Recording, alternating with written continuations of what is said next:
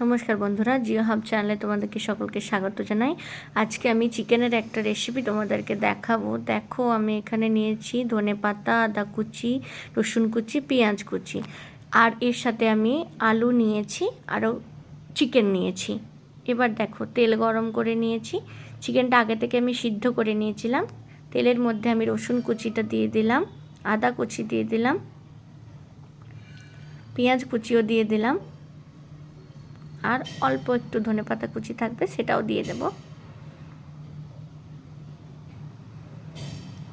আর আমার যে আলুটা ছিল সেটাও আগে থেকে কিন্তু সেদ্ধ করা ছিল, বাচ্চার টিফিনের জন্য আমি বানিয়েছি ঝটপট। তোমরা চাইলে এরকম সুন্দর রেসিপি কিন্তু বানিয়ে বাচ্চাকে টিফিনে দিতেই পারো। এবার আমি চিকেনটাকে, সেদ্ধ হওয়া চিকেনটা কুচি কুচি করে, মানে হাত দিয়ে ম্যাশ করে নিয়েছিলাম, সেটা দিয়ে দিলাম। দেখো কত ছোট ছোট পিস করে, এটা কিন্তু পুরোপুরি চিকেনটা বোনলেস চিকেন ছিল।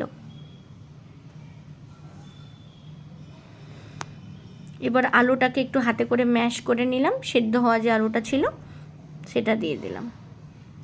এবার এর মধ্যে হলুদ দেব, নুন দেব, আর দিয়েছি কাশ্মীরি যে লঙ্কা গুঁড়োটা হয়, এটা একটু দেখতে রঙটা একটু হালকা আসার জন্য, বাচ্চা তো দেখতে ভালো লাগবে। এবার দিলাম চাট মশলা। চাট মশলা দিলে খাবারটা একটু টেস্টি হয়। এটা নামিয়ে নিয়েছি কড়াই থেকে, ঠান্ডা হতে দিয়েছি একটুক্ষণ। ঠান্ডা হওয়ার পরে আমি এটাকে ভালোভাবে মেখে নেব। একটা প্লেটে দেখো আমি ব্রেডস্ক্রাম্ব নিয়েছি, তাই সেই প্লেট থেকে আমি 1 চামচ ব্রেডস্ক্রাম্ব কিন্তু এই মাখাটার মধ্যে দিয়ে দিলাম, ভালোভাবে চিটটা যাতে আসে। এবার আমি এটাকে আইসক্রিম স্টিকে পুড়ে নেব। দেখো 5টা আমি আইসক্রিম স্টিক নিয়েছি, যতগুলো হবে আমি বানিয়ে নেব। এখানে একটা ডিম গুলেও রেখেছি, ডিমের কোড দিয়ে আমি কোডিং করব। ডিমে প্রথমে কোডিং করে তারপরে কিন্তু আমি ব্রেডস্ক্রাম্বসে দেবো। এবারে দেখো কিভাবে আমি কোডিংটা করেছি।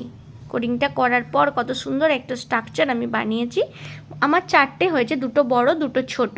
তোমরা চাইলে এভাবে কিন্তু পরিমাণটাকে বাড়িয়ে নিতে পারো। এবার দেখো কত ক্লোজ ভিউ। কোডিংটা কিন্তু ভালোভাবে করতে হবে, না হলে কিন্তু ছেড়ে ছেড়ে যাবে। এটাকে আমি ফ্রিজে এবার রেখে দেবো 6 ঘন্টা মতন।